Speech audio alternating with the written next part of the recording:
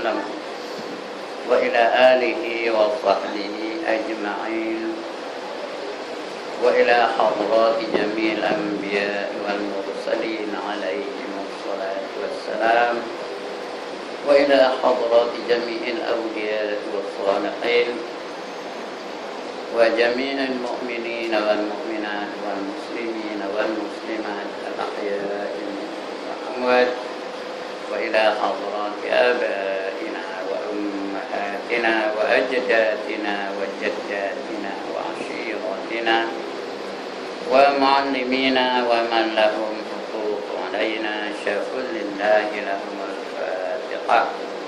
أعوذ بالله من الشيطان الرجيم. بسم الله الرحمن الرحيم. الحمد لله رب العالمين الرحمن الرحيم مالك يوم الدين إياك نعبد وإياك نستعين اهدنا الصراط المستقيم صراط الذين أنعمت عليهم غير المغضوب عليهم ولا الضالين.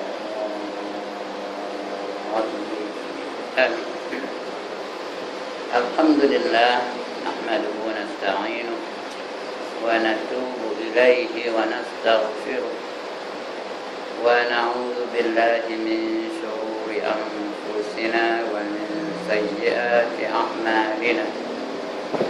من يهده الله فلا مضل له ومن يضلله فلا هادي له. رب اشرح لي صدري ويسر لي أمري واحلل عقدة من لساني يفقهوا قولي.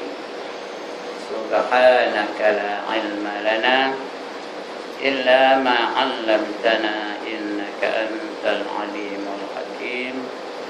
ولا حول ولا قوة إلا بالله العلي العظيم. أما بعد، قال الله سبحانه وتعالى في كتابه الكريم: وأقيموا الصلاة وآتوا الزكاة واركعوا مع الراكعين. صدق الله العظيم. وقال رسول الله صلى الله عليه وسلم: صلاة الجماعة تفضل صلاة الفرد خير من صلاة الفرد ب27 درجة. Yang dimuliakan Tuan Pengurusi dan ahli-ahli Jawatan Kuasa Surau Kampung Temiang, yang berbahagia Tuan-Tuan Imam, lebih lagi Tuan Syekh Mustafa yang mengimamkan Isyak dan juga tarawih kita malam ni. Suruh demi saya, orang tua mana boleh jadi imam. Nampak baru lepas bedah jantung. Tahu ke ada mana? Saya ni baru lepas bedah jantung. Ya. Baru lepas bypass operation 1 year ago. Ya. Ini dalam proses pemulihan. Boleh datang ni okey lah ni ya. Jadi jangan don't torture me. By telling me ataupun telling me to become the imam. Ya. Yang mulia tuan-tuan, ustaz-ustaz, ustazah-ustazah, dan yang dihormati tetamu-tetamu Allah daripada jemaah tabligh. Dari mana ni saya pun tak tahu. Dari mana orang tabligh ni? Dari mana? Kolombo. Alhamdulillah. Jadi tetamu Allah pada malam ini. Mudah-mudahan meriah majlis kita pada malam ini.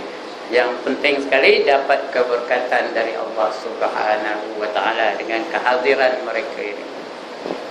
Tuan-tuan dan puan-puan, mesej saya malam ni very simple, iaitu sembahyang berjamaah. Tadi dah saya bacakan ayatnya.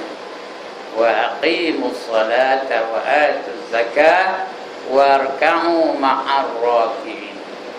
Dan dirikanlah sembahyang dan keluarkanlah zakat, dan rukuklah kamu bersama-sama dengan orang-orang yang rukuk. Ini penanda dari Allah Subhanahu wa ta'ala bahawa Allah perintahkan kita ni sembahyang biar berjamaah. Jangan seorang-seorang diri. Rasul pun sebut dalam hadisnya, sembahyang berjamaah itu lebih baik daripada sembahyang seorang diri dengan 27 kali ganda. 27 darjat. Ya, lebih-lebih lagi di bulan Ramadan ni, tuan-tuan dan puan-puan, bukan 20 darjat. Kita pun tak tahu berapa banyaknya. Dalam hadis kursi Allah berfirman, kullu hasanatin bi'ishrin amsaliyah ila 700 dhifin illa siyam fa innahu li wa ana ajzi bih. Tiap-tiap kebaikan yang dilakukan oleh hamba-hambaku, kata Allah, akan ku balas daripada 10. Paling koman, paling pudi, paling corot, paling tak guna, berapa? 10. That is the list. Allah akan bagi ganjarannya ila 700 dhifin, sehingga kepada 700 kali ganda. Itu bukan di bulan puasa, bukan di bulan Ramadan, illa siyam, melainkan puasa. Puasa bukan 10, bukan 700. Kita tak tahu berapa banyaknya. Fa innahu li, kata Allah, hadis kursi. Hadis kursi ni artinya mesejnya dari Allah, susun katanya daripada Nabi Muhammad sallallahu alaihi wasallam. Itu namanya hadis kursi. Kecuali puasa. Puasa tu aku punya, fa innahu li. Puasa tu aku punya. Dan akulah yang menentukan berapa banyak ganjaran atau pembalasan yang nak aku bagi orang-orang yang puasa. Kita tak tahu berapa banyak balasan Tuhan nak bagi. Allah saja yang tahu. Tak terbilang oleh kita. Sebab itu tuan-tuan, kalau kita puasa di bulan Ramadan tidur pun jadi ibadat. Naumu shaimi ibadatun. Tidur orang puasa tu ibadat, tahu? Menengkok. Berbuih hari dia basi tu. Kira ibadat. Indah ke tak nak? Hati ngapai monyok aja bila datang bulan Ramadan? Patutnya ceria. Be cheerful. Because dia punya pahala tu berganda-ganda lagi. Lagi diamnya adalah tasbih, wa samtuhu tasbihun. Dan diamnya adalah tasbih, diam aja, tak cakap apa-apa. Lebih-lebih lagi kalau dia wirid, ini diam aja, nengok dinding. Tapi jangan ada gambar Jennifer Lopez dekat dinding tu. Itu dosa lah. Dosanya pula berganda-ganda lagi, Wa amaluhu mudha'afun, dan amalan-amalannya digandakan lagi pahala. Wa du'a'uhu mustajabun, dan doanya dimustajabkan. Sebab itu di bulan Ramadan ni banyaklah kita berdoa. Lagi wa zambuhu maghfirun, dan dosa-dosanya diampunkan. Siapa tak nak dosa diampun, angkat tangan. Ada? Orang belakang ada? Atau ada tak orang tak dosa? Yang ini angkat tangan betul-betul. Saya nak angkat gambar dari kamera ni. Ayat tak dosa, kita angkat tangan. Ada? Jadi inilah dia fadilat yang besar benar di bulan Ramadan ni. Janji jangan buat dosa. Janji jangan buat dosa. Allah akan bagi pahala. Whatever you do, semua dapat pahala dari Allah Subhanahu wa ta'ala. Lebih-lebih lagi disuruh kita sembahyang berjamaah. Malam ini saya nak cerita pasal sembahyang berjamaah. Walaupun orang belakang tu tak relevan, tapi relevan juga, kerana mereka tak wajib aja, bukan tak boleh sembahyang berjamaah. Boleh tak dia sembahyang berjamaah? Boleh, cuma tak wajib. Tapi kalau mereka sembahyang berjamaah, dapat tak fadilatnya? Kalau tak sembahyang, dapat tak? Dapat juga. Tak sembahyang berjamaah pun dapat, sembahyang pun dapat. Sebab itu galakkan suami masing-masing tu berjamaah. Bila dah azan Tok Bilal tu, panggil suami tu, lembut-lembut lah, ajak suruh ke masjid.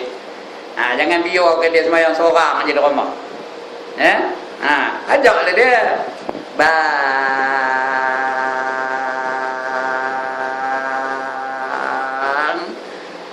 Orang lelaki kalau dia kopi tu disuruhnya, tahu lenyo dia tahu ke lenyo? Ya Allah, dia tak tahu lenyo aja. Orang tak tahu lenyo orang Kuala Lumpur. Orang Temiang tu tak tahu apa benda lenyo.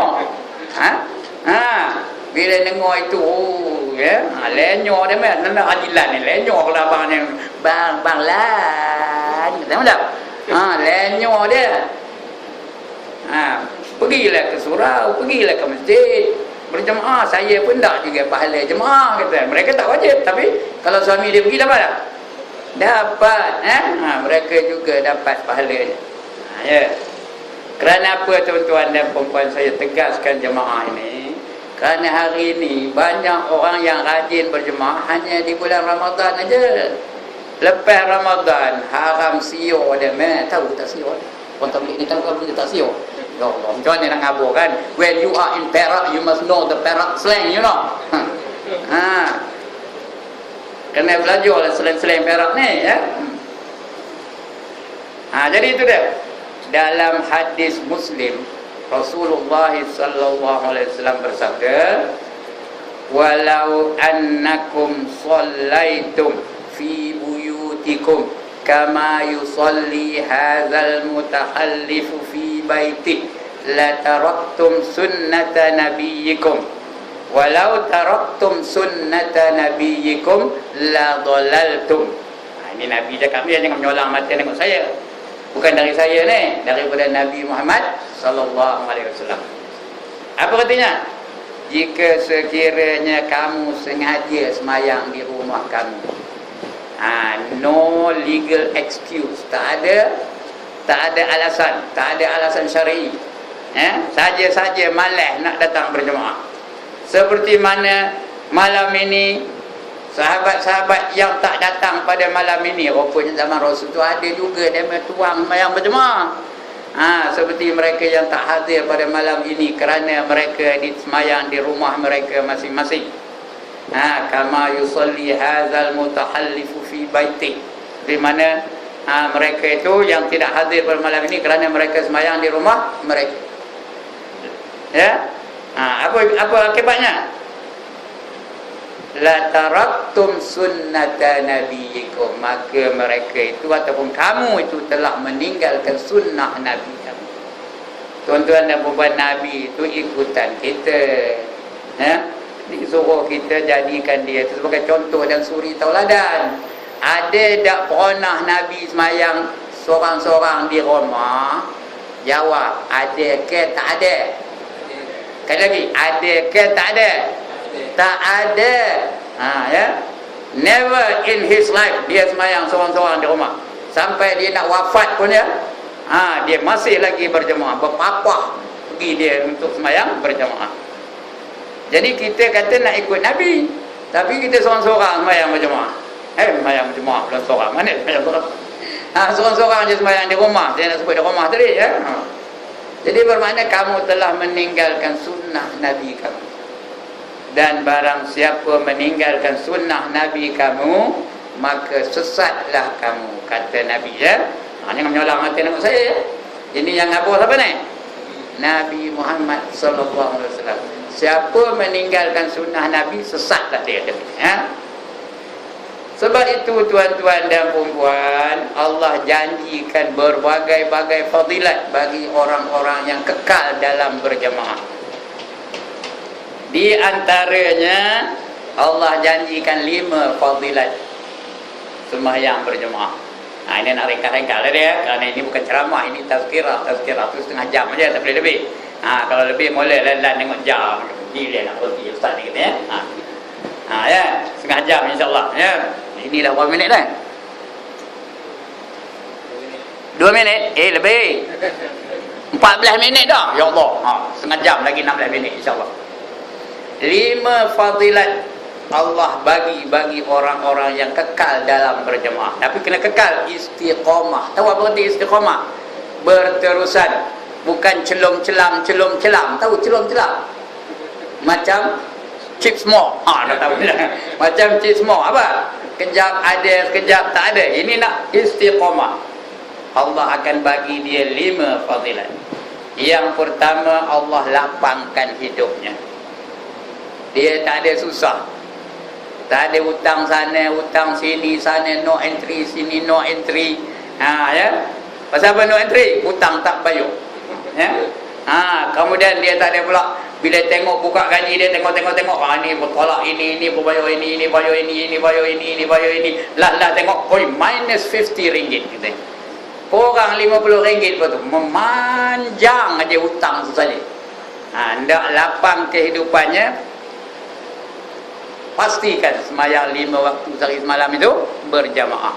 Ini boleh cuba, boleh pandu, boleh try, tahu, cuba pandu try. You can experiment this in your life.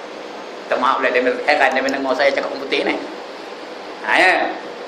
Boleh dicek, boleh dipandu. Ya. Garanti. Kerana saya ni umur dah 72 years young, you know.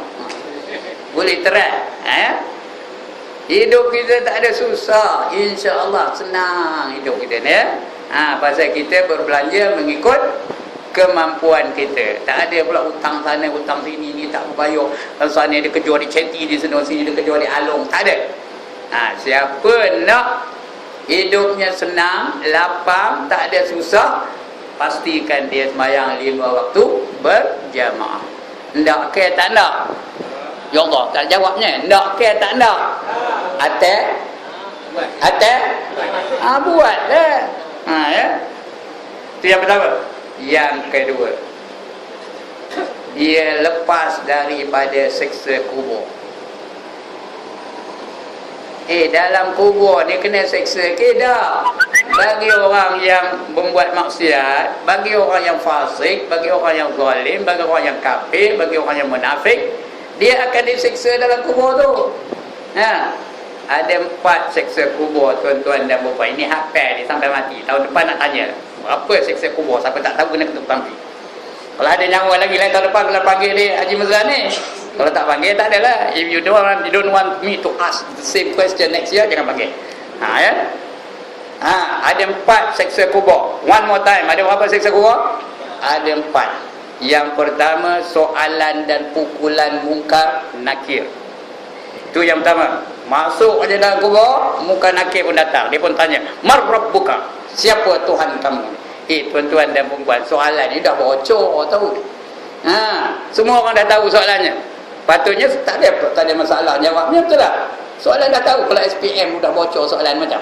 Dan ada macam ada konsep SPM tak? Ada tak? Kalau soalan tu bocor dah, boleh jawab tak? Belakang lah. Tapi mengapa di dalam kubur tak boleh jawab semua? Kerana yang nak menjawab tu bukan hasil otak kita. Yang nak menjawab tu hasil dari berapa? Amalan kita. Kalau kita dalam dunia ni bertuhankan Allah, tidak bertuhankan yang lain daripada Allah, tidak mensyirikkan Allah, tidak memertikaikan Allah sebagai Tuhan, automatik boleh jawab Allahu Rabbi. Ya? Kalau tak boleh jawab, Man rabbuka? Entah, tidak pula teman tahu. Macam com baginya. 70 hasta terbenam ke bumi, tahu. Itu congkel lagi. Waman nabiyuka? Dia dalam dunia ni tak nak ikut sunnah Nabi, malahan menentang sunnah Nabi. Boleh tak jawab? Tak boleh, ya. Waman nabiyuka? Nyong orang ngerti, kata dom. Tahu kita menyong orang ngerti ni. Dom bagi lagi 70 hasta lagi terbenam ke bumi. Tanya lagi. Wama imamuka? Betul? Apa artinya? Siapa imam kamu? Bukan siapa, apa imam kamu? Apa itu bukan orang jawabnya. Wama imamuka? Dia biasa semayang, imamnya Syekh Mustafa. Macam dia pun jawab Imami Mustafa. Macam dentung baginya 70 hasta lagi terbenam. Patutnya imam muka itu siapa jawabnya? Al-Quranu imami. Jangan hafal ni, tak payah tulis-tulis. Esok kalau kita berimam kena Quran, beramalkan dengan Quran, automatik boleh jawab. Tak payah hafal-hafal, ya. Begitu tanya lagi. Apa lagi? Wa ma qiblatuka? Apa kiblat kamu? Kalau boleh, kalau dia selalu semayang, boleh jawab tak? Boleh lah, kerana dia semayang mesti ngadap kiblat. Kalau tak pernah semayang, macam mana? Tak pernah dalam hidupnya semayang, ataupun dia semayang 2 kali setahun aja. Bila? 2 kali setahun. Hari raya puasa, hari raya haji, itu aja. Macam mana dia boleh jawab? Tak boleh jawab lah. Aku nak tahu, kata tom baginya. Itu seksa kubur. Itu yang pertama. Soalan dan pukulan mungkar nakir. Yang kedua, seksa kubur, dihimpit bumi. Sehingga, tengok jari saya ni, sehingga apa? berselisih tulang rusuk kita ni, tulang rusuk ni antara ini dengan ni berselisih. Ipit di bumi. Pasal apa? Pasal bumi geram dengan kita. Tahu geram? Marah benar, merobok bumi itu dengan kita. Tahu merobok? Bukan burung merobok. Merobok-robok bumi itu dengan kita. Ya. Jenuh Tok Bilal, mana kena Tok Bilal dia azan. Dia nehil je buat tak reti. Siap kamu kata bumi. Oh, you are very proud. You know when you come to me, you know I'll crush you, kata bumi. Faham ke dah mana? Ini orang tabligh ni faham ke tak? Faham. Tak reti je kamu putih, kata reti kamu putih, saya menyuruh tak ngaji kamu putih kemarin. Ya. Jadi bila masuk aja orang tu dalam kubur, apa kata bumi? Here you are, dulu you are very proud, now I'll crush you, kata. Dia himpit sampai berselisih tulang rusuk. Tahu ke? Berselisih tulang rusuk. Itu yang kedua. Yang ketiga, didatangkan ular dengan kala. Tahu ke ular? Dia minta tahu ular. Ular. Orang Perak kata ular, tahu? Didatangkan ular dengan kala. Besar ular tu besar mana? Besar mana ular tu? Besar tengkuk unta. Besar mana tengkuk unta? Ya Allah, dia tak pernah tengok ke tengkuk unta. Besar mana tengkuk unta?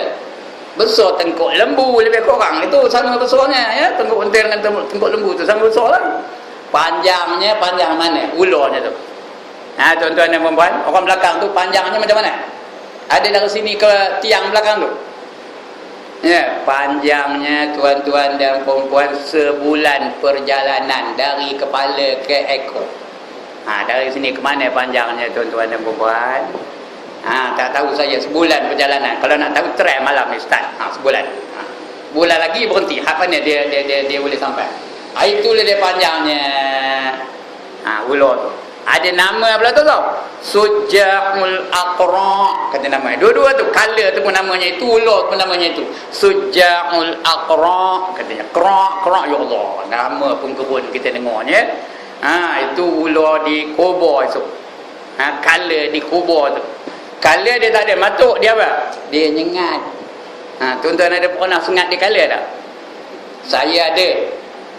Ya. Di satu masjid di Kedah sana ada pilihan raya tu, pergi ke sana nak mandi pagi tu, cari kain basah, jumpa kain tengah tersidai je, kain tu warna hitam. Pakai ngap katanya, boleh sengat je tanpa hair tu. Ya Allah, 4 hari bengkaknya, tahu punyalah sakit. Ya. Mujur kena tanpa hair, kalau tempat lain tak lah. Ya. Itu dia tuan-tuan dan perempuan, ya. Ular dan kala menyengat-nyengat sampai hari kiamat. Ya. Itu yang ketiga. Yang keempat, didatangkan api neraka masuk ke dalam kubur. Api neraka itu masuk dalam kubur, dibakar-bakar, dipusing-pusing, dibalik-balikkan. Macam orang bakar apa? Macam orang manggang apa? Salah. Orang manggang barbecue. Tahu ke barbecue? Barbecue tu babi lah. Zaman Robin Hood of Nottingham Forest. Ada ke pernah dengar ni? Ya. Dikejar di Robin Hood tu babi, tangkap, lepas tu dicucuk ponggongnya sampai tembus ke mulut, lepas tu dipanggang dari bawah. Itu namanya barbecue. Ya. Begitulah siksa kubur. Ada berapa? One more time. Siksa kubur ada berapa? Yang pertama apa? Allah, penat ngaburnya, lupa ya Allah. Yang pertama apa? Soalan dan pukulan munkar nakir. Saya suka macam ini tau. Saya tak nak ceramah saya seorang yang cakap. Biar dah ramai yang cakap, bagi bagus ya. Yang kedua apa? Dihimpit bumi hingga berselisih tulang rusuk. Yang ketiga apa? Ular dengan kala. Dah pandai cakap Perak, nampak? Orang Perak pun. Patut dah pandai. Ular dengan kala. Yang keempat, didatangkan api neraka ke dalam kubur. Itu sebab di antara doa tu imam ketika menyembahyangkan jenazah, apa doa dia? Allahumma ij'al qabrahu rawdatan min riyadil jannah. Lagi, wala taj'al qabrahu hufratan min hufurin niran. Ya Allah, jadikanlah kuburnya itu satu taman daripada taman syurga, dan janganlah engkau jadikan kuburnya itu satu jurang daripada jurang neraka. Itu dia fadilat yang kedua, dia lepas daripada siksa kubur. Siapa nak siksa kubur angkat tangan? Ndak ke tak nak? Atau kalau tak nak subuh esok mana sembahyangnya? Mana sembahyangnya? Now here. In this place. Atau pergi ke masjid. Ya. Pergi masjid Paloh tu. Tu imam ada sana. Tu imam tadi tu imam masjid Paloh tau. Dia ada sana. Ya. Ataupun masjid negeri atau di mana-mana lah tempat didirikan berjamaah. Paling koman, paling kudi, paling corot, paling tak guna, dia sembahyang di rumahnya bersama isteri dan anak-anaknya, dapat fadilat berjamaah. Ya, itu paling komannya. Kalau tidak, di tempat yang diadakan jemaah seperti surau, masjid, markas, di mana-manalah diadakan jemaah, ya. Itu yang kedua fadilatnya, lepas daripada siksa kubur. Kalau boleh jawab besok soalan muka nakir tu, dia boleh jawab. Semua dia boleh jawab. Apa soalan pun dia boleh jawab. Dia boleh jawab. Apa kata malaikat tu? Tidurlah kamu di dalam kubur kamu ini laksana seorang mempelai. Tahu tu mempelai? Dah kahwin belum? Belum kahwin? Dah kahwin belum? Belum juga. Ya Allah. Siapa lagi yang dah kahwin? Itu yang belakang tu dah kahwin belum? Udah. Tak ingat jadi mempelai tu? Ya Allah. Tu imam tak ingat kan jadi mempelai tu? Ingat ya? Lena ke tak lena tidur? On your first wedding night, lena ke tak lena tidurnya? Kalau lena bingung jawabnya. On your first wedding night. Sedar-sedar apa? Sedar-sedar dah pagi je. Begitulah orang dalam kubur tu macam mempelai. Sedar-sedarnya hari dah kiamat aja. Dia tak sedar berlaku apa yang berlaku dalam kubur tu kerana seronok benar. Every minute, every second, every turun naik nafas dia tu, dia dalam keadaan seronok saja. Itu kalau boleh jawab. Kalau tak boleh, siap. Siksa kubur ya. Itu 4 siksa kubur. Orang yang lazim sembahyang berjemaah, dia lepas daripada siksa kubur. Fadilat yang ketiga, dia dapat kitabnya dengan tangan kanannya. Kitab tu apa? Hidayatul Salikin. Kitab tu apa? Matla'ul Badrain. Itu kitab. Kitab amal dia. Whatever you do in this world will be accounted for. Everything will be accounted for. Nothing is going to be left out. Faham ke? Tak lantak lah ya. Apa saja kamu buat dalam dunia ni semua akan diambil kira. Akan dicatat. Itu sebab di kiri kanan kita ni ada malaikat mencatatnya. Kejap ni ada tak malaikat mencatatnya? Ada ke tak ada? Dia bilang dia ni dengar betul-betul, dia ni masang kaset, dia ni nulis nota. Yang seorang lagi tu tulis di malaikat besok tau. Di akhirat besok akan ditunjuk kembali. Ya. Jadi di akhirat nanti kita akan diberi catatan amal kita dalam dunia ni. Faman ya'mal misqala dzarratin khairan yarah. Sambung. Wa man ya'mal misqala dzarratin syarran yarah. Barang siapa membuat kebajikan walaupun sebesar zarah akan diperlihatkan balik di akhirat nanti. Dan siapa yang membuat kejahatan walaupun sebesar zarah juga akan melihatnya di akhirat kelak. Ya, sekarang ni kita jawab pressure, tengah jawab pressure ni. Now we are sitting for a grand examination. Sedang jawab pressure belakang ni. Jawab objektif. Ada 5 jawapan. Yang pertama wajib, yang kedua sunat, yang ketiga haram, yang keempat makruh, yang kelima harus. Itu jawapan kita. Kalau kita jawab wajib sunat, wajib sunat, wajib sunat, wajib sunat, lulus ke tak lulus? Wajib sunat jawapan kita, lulus ke tak lulus? Pas ke tak pas? Tak pas. Pas lah tu ya. Ini bukan parti pas ni ya. Pas pressure. Ya. Tanda orang pas pressure, dia akan mengambil kitab amalannya tu dengan tangan kanannya. Dengan tangan kanan ya. Tanda orang gagal, dia mengambil kertas pressure-nya suratan amalan dia dengan tangan kirinya. Atau dia cucuk tangan tu di dada dia, tembus ikut belakang, ambil dari belakang. Sama tak yang ini angkat tangan? Cucuk dada tu dengan tangan dia, tangan kiri tu tajam rupanya, tumbuh sampai ke belakang. Habis tu dia ambil kitab dari belakang. Siapa hendak angkat tangan, angkatlah.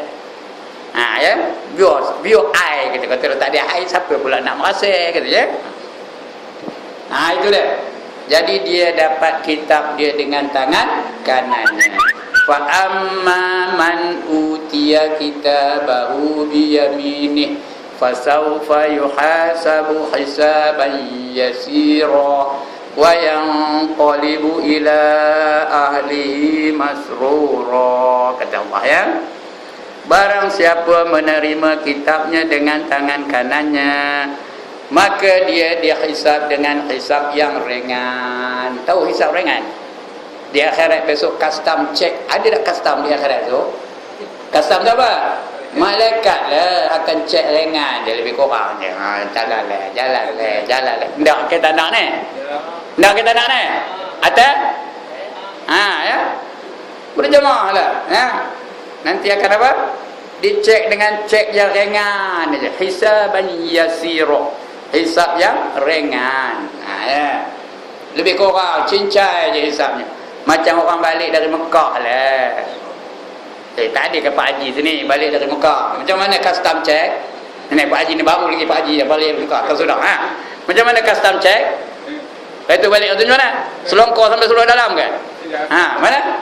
Lebih kurang je. Pak Haji ada beli kapet. Tak ada. Kata padahal ambil ada 16 tu. Mak Haji pun begitu juga. Mak Haji ada beli emas Mekah. Mana ada? Kata padahal Mak Haji pergi Mekah, kalau tak beli emas Mekah tak sah hajinya. Dia nak beli emas Mekah juga. Tapi custom tu tahu ke dah? Tahu ke dah? Kita bawa kapet dalam beg tu tahu ke tak dia? Tahu. Saja lepas. Itu dia. Hisaban yasira.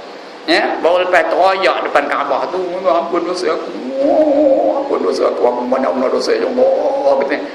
Beleji-leji hayo mata tu. Balik-balik nipu custom. Ya Allah. Itu dia. Jadi dihisab dengan hisab yang ringan. Wa yanqalibu ila ahlihi masrura, dan dia akan kembali kepada keluarganya dengan masrura, dengan kegembiraan yang amat sangat. Tanda lulus lah tu. Lagi satu cara mengambil kitab tadi macam mana? Macam mana caranya? Ya Allah, penat ngaburnya. Macam mana cara? Dengan tangan kirinya. Esok nak jadi gulungan tangan kanan ke nak gulungan kiri? Di akhirat esok nak kanan ke nak kiri? Nak kanan. Siapa nak jadi kiri? Yang ke tangan.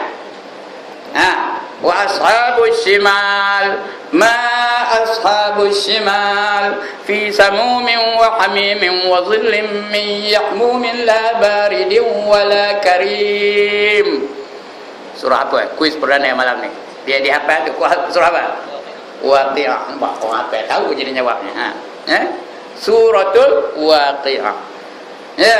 Dan golongan kiri, siapa itu golongan kiri? Mereka itu berada di dalam neraka yang terdapat asap-asap yang panas, udara-udara yang panas, tiada kesejukan dan tiada keselesaan bagi mereka. Itu golongan kiri. Ada lagi satu cara. Macam mana cara ngambil kitab amal kitab amalan kita tu? Macam mana caranya? Dari belakang, cucuk dada, tembus ekor belakang, ambil kitab dari belakang. Ini lagi teruk. Kalau orang periksa dapat 10 markah daripada 100 je lebih kurang. Itulah ya. Kerana jawapannya salah banyak benar, sikit yang betulnya sikit aja. Itu. Macam orang periksa lah UPSR I aja. Ya. D pun tak ada. I. Ya. Macam mana?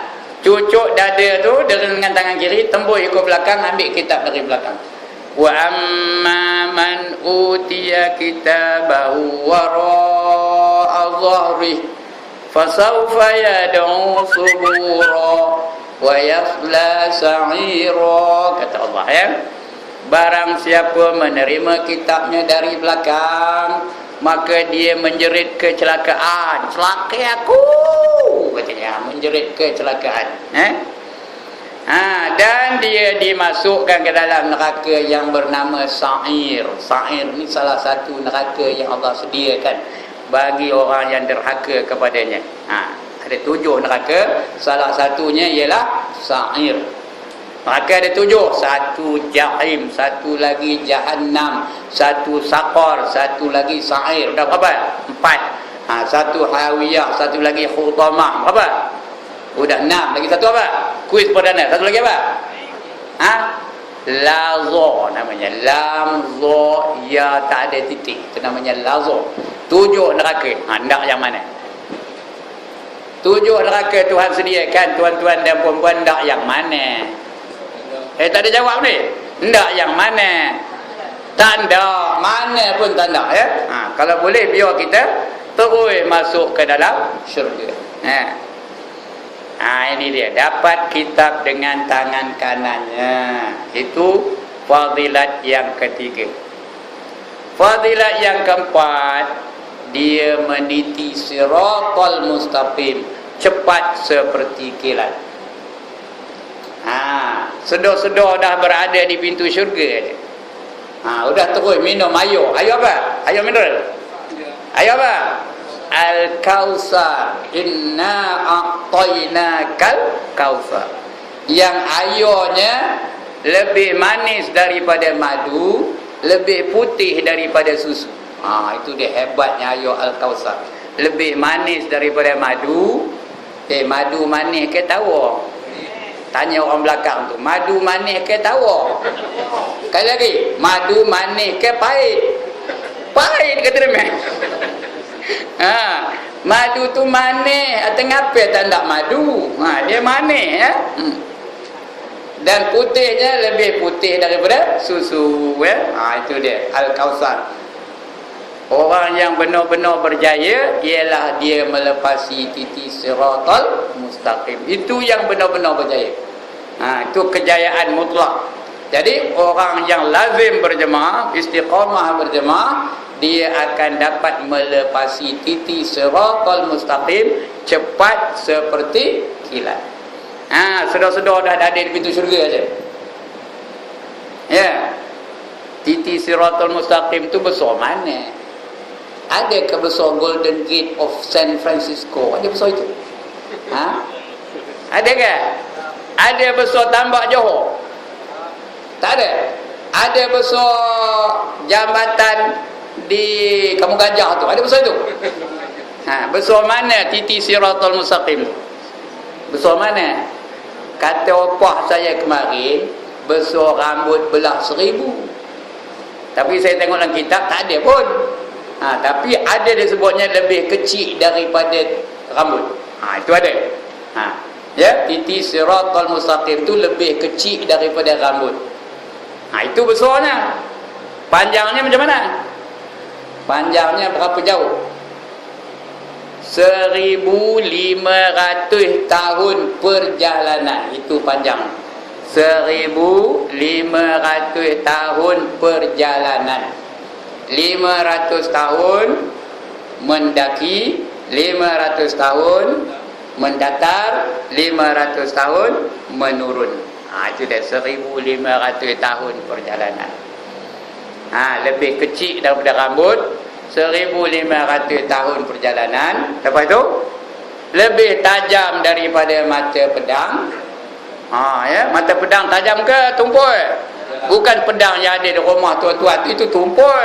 Itu buat perhiasan saja. Ini pedang zaman Saidina Ali dulu. Ya. Sekali takut apa macam? Putus kepala tu. Macam itu punya pedang. Tak cukup dengan itu tuan-tuan dan puan, ada pula pengait. Ya. Dalam hadis dia kata kalalib wabihi kalalib, ada pengait. Atau mengapa kita nak meniti siratal mustaqim? Semua orang besok dia akan meniti siratal mustaqim, tidak ada kecuali. Everybody will have to cross the titi siratal mustaqim. Bukan ada pengimbang. Tu pengimbang tak? Macam orang serkas lah, meniti apa tu ada pengimbangnya. Kalau berat dia berat di sini, kalau dah nak tumbang kemari dia berat di sini ya. Ini tak ada. Kena menyeberang aja.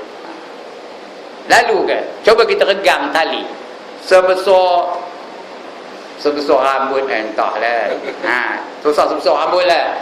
Batang nyor aje lah kita regang kan daripada surau ni sampai ke mana, ke pagar ni.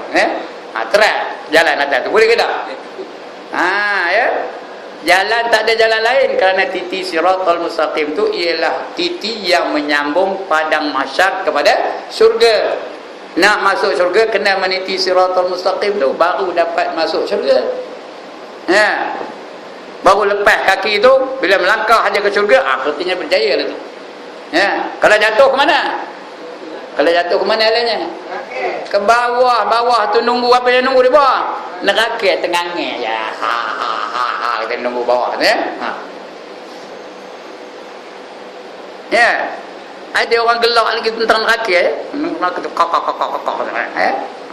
padahal neraka tu apinya 70 kali ganda lebih kuat daripada sekuat-kuat api dunia. Jadi kalau ndak lepas daripada masa-masa meniti siratal mustaqim, kenalah dia ada kenderaan menyeberangi titi siratal mustaqim tu baru boleh lepas. Kalau nak jalan kaki payahlah. Ya, itu sebab dalam kitab kita baca ada orang yang boleh menyeberangi titi siratal mustaqim tu cepat seperti kilat. Ndak ke tanda. Atau seperti burung terbang, itu komen sikit. Ndak ke tanda. Jadilah. Atau seperti orang menaiki kuda. Laju ke tak laju? Laju lah tu, seperti orang menaiki kuda. Atau ada yang berjalan kaki, boleh tahanlah, boleh jalan kaki.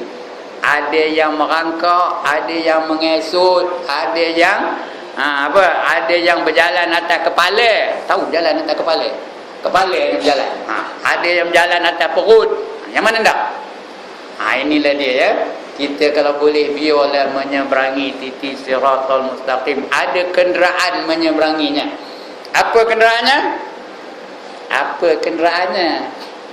Tempat yang kita dirikan jemaah lah. Kalau Masjid Paloh itulah kenderaannya. Kalau di Kuala Lumpur masjid apa? Masjid Taling lah kenderaannya. Kalau di Johor masjid apa? Masjid Abu Bakar lah kenderaannya. Kalau di markas lah kenderaannya. Jadilah asalkan ada kenderaan. Kalau dia dalam hidupnya macam orang tabligh ni, kadang-kadang kemarin, kadang-kadang sana, kadang-kadang masjid ini, kadang-kadang masjid sana, kadang-kadang masjid sana. Itulah kenderaannya. Dia dapat offer dari masjid negara, naiklah saya tuan katanya. Betul dapat offer dari Masjid Madinah pula, naiklah saya tuan. Macam tu Haji Fazlan ni esok dapat offer daripada Masjidil Haram, naiklah saya tuan. Betul tak? Banyak benar. Pilihlah yang terbaik ya. Boleh pilih yang terbaik. Banyak offer, ada Daimler, ada Ferrari, ada Mercedes, ada BMW, ada Lamborghini. Tahu Lamborghini? Bukan Lamborghini. Ada Lamborghini. Takkan nak pilih Morris Minor kot. Macam itulah kita mengenderai tempat yang kita jemaah itu di padang mahsyar besok nak menyeberangi titi siratal mustaqim. Itu yang keempat. Yang kelima, tuan-tuan dan puan-puan, dah berapa minit dah? Ya Allah, sudah 43 minit. Ya, patutnya setengah jam aja. Ya. Sikit lagi. Sikit satu lagi boleh? Boleh? Minta maaf dia lah. Lambat pula sikit. Last sekali, dia masuk syurga bi ghairi hisab. Apa arti bi ghairi hisab? Tidak dihisab. Jalanlah. Lebih-lebih lagi orang puasa ni ada pintu khas masuk syurganya. Apa nama pintunya? Ar-Rayyan nama pintunya. Masuklah kamu ke syurga dari mana-mana pintu yang kamu sukai. Tapi bagi kita ada pintu Ar-Rayyan. Itu VIP entrance. Tahu? Orang tertentu saja yang boleh masuk syurga. Melalui pintu Ar-Rayyan itu. Iaitu orang yang mengerjakan ibadah puasa. Jadi tuan-tuan dan puan-puan, ini 5 fadilat. Ya. Kalau tidak, lepas ini jangan harus tinggal berjemaah. Ya, every waktu mesti kita kerjakan dengan cara berjemaah. Dan saya sangat sukalah kedatangan orang-orang tabligh ni ya. Kenapa? Mereka seruan, mereka beritu juga ya. Itu yang dama keluar 40 hari, 30 hari itu ya. Sebab untuk mengajak manusia-manusia, untuk mengajak masyarakat ni supaya mendirikan sembahyang secara berjemaah. Kadang-kadang mereka tu pergi ke tempat itu tak pernah bersapu, sawang aja penuh dari tempat-tempat itu. Sini alhamdulillah lah ya, tuan-tuan datang sini tak berapa tempat ni sebenarnya. Kerana orang sini ni semua berjemaah belaka. Ya. Setengah tempat tu sawang aja. Tai cicak penuh tu. Jadi mereka datang sapu, mereka dirikan jemaah. Lepas tu hidup surau itu, hidup tempat itu. Itu yang kita nak ya. Alhamdulillah. Jadi rasanya cukuplah sekadar itu ya. Salah silap minta ampun, minta maaf. Ya, yang terkasut minta ampun, minta maaf. Lebih orang pun lupa ni ya. Apa yang ustaz ngata kami aja gitu ya. Minta maaf ya. Kalau ada yang terasa lah, yang terusik, yang terpukul, yang terkapak, yang terbeliung. Kalau ada yang tersmash, minta ampun, minta maaf ya. Saya bukan nak nyemeh dah. Cadangnya nak drop shot aja. Atas bola tanggung apa buat? Apa buat? Smash lah. Itu pun backhand aja. Sekian dulu tuan-tuan dan puan-puan. Jadi sebelum saya tutup, saya nak membuat satu rayuan bagi pihak